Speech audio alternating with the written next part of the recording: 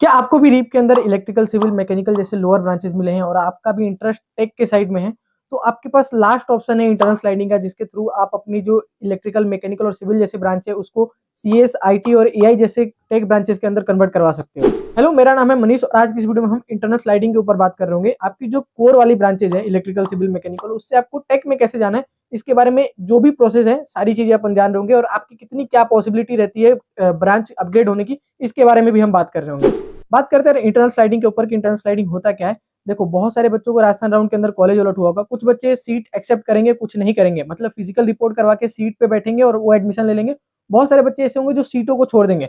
अब देखो, particular college में कोई सीट खाली रहेगी ना, तो पहले क्या होता है, स्पोर्ट राउंड से पहले भी इंटरनल स्लाइडिंग नाम की चीज होती है, जिसमें उस पर्टिकुलर कॉलेज के बच्चों को फायदा मिलता है। जो भी बैकेंड सीट्स है ना, उस पर अपनी ब्रांच को अपग्रेड करवा सकते हैं। लेट्स से कि सीएस में कोई सीट खाली है, 2 या 4 सीटें खाली है, तो पहले स्पोर्ट राउंड में जाए वो सीट, उससे पहले क्या होता है, इंटरनल स्लाइडिंग वालों को बेनिफिट दिया जाता है।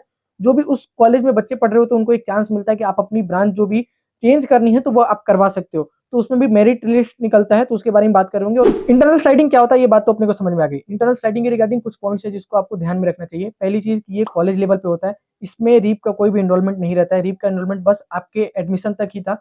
अब जो भी चीजें होंगी कॉलेज लेवल पे ही होगी, लाइक जो भी आपका प्रोसेस होगा सारा कॉलेज लेवल पे होगा। इसमें रीप का कोई एनरोलमेंट नहीं रहेगा।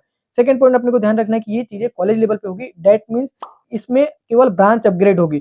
थर्ड पॉइंट ध्यान रखना कि जो भी स्टूडेंट एलिजिबल हैं वो पर्टिकुलर कॉलेज के रहेंगे। अगर आप एमबीएम के अंदर इंटरनल स्लाइडिंग कर रहे हो तो बस एमबीएम में जो बच्चों का एडमिशन हो गया वही एलिजिबल है इंटरनल स्लाइडिंग कराने के लिए।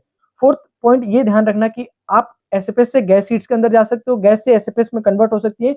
लेकिन अगर आप टीएफडब्ल्यू स्टूडेंट हो तो ध्यान रखना कि आपको पॉसिबिलिटी है कि आपकी टीएफडब्ल्यू सीट कैंसिल हो जाएगी, एसएफएस या गैस वाली सीट्स आपको मिल सकती है। टीएफडब्ल्यूएस वालों के लिए सबसे मेजर प्रॉब्लम रहती है। एक नोट और ध्यान रखना कि अगर आपकी इंटरनल स्लाइडिंग में कोई भी ब्रांच अपग्रेड नहीं होती है तो जो भी आपकी प्रीवियस सीट रहेगी वो आपकी कहीं नहीं जाएगी, वो सीट आपके पास ही रहेगी। अब बात करते हैं कि इंटरनल स्लाइडिंग आपको अप्लाई कैसे करना है और किस हिसाब से चीजें फंक्शन करती हैं, सारी चीजें अपन ए टू जेड बात कर रहे होंगे। पहला स्टेप यही रहेगा कि जब भी आप कॉलेज के अंदर फिजिकल रिपोर्टिंग करवाने के लिए जा रहे हो तो वहाँ पे जो भी टीचर्स रहेंगे उनसे एक बार बात कर लेना कि सर हमें अपनी ब्रांच को अपग्रेड करवानी है, हमें इंटरनल स्लाइडिंग के लिए अप्लाई करना है। देखो क्या होता है, बहुत सारे कॉलेजेस में फॉर्म उसी टाइम पे रिलीज कर देते हैं, कुछ कॉलेजेस बाद में अप्लाई रिलीज करते हैं। तो अगर फॉर्म आ गया होगा तो फिल आउट करके दे देना, अगर नहीं आया होगा तो उनसे बोल देना कि सर हमें अपडेट कर दीजिएगा, हमें नोटिफाई कर दीजिएगा। तो आपको चीजें बता देंगे किस हिसाब से कब तक फॉर्म आएगी, क्या डेट्स रहेंगे। सेकंड पॉइंट, जब भी अगर आपका फॉर्म आ जाएगा तो फॉर्म को फिल आउट कर देना और वहाँ पे जो जो ब्रांच में आपका इंटरेस्ट है उसमें लिस्ट रहेगा, उस ब्रांच पे आप टिक कर देना या फिर प्रेफरेंस ऑर्डर जमा के उनको दे देना। थर्ड स्टेप ये रहेगा कि जितने भी बच्चे इंटरनल स्लाइडिंग के लिए अप्लाई किए हैं उनकी वापस से एक बार अलॉटमेंट निकलेगी। अलॉटमेंट इस बेसिस पे होगा जो भी आपकी रीप की मेरिट रैंक थी उसी के बेसिस पे आपका वापस कॉलेज के अंदर ही एक अलॉटमेंट निकलेगा। तो हो सकता है कि इसमें आपकी ब्रांच चेंज भी हो जाए, हो सकता है कि चेंज ना भी हो।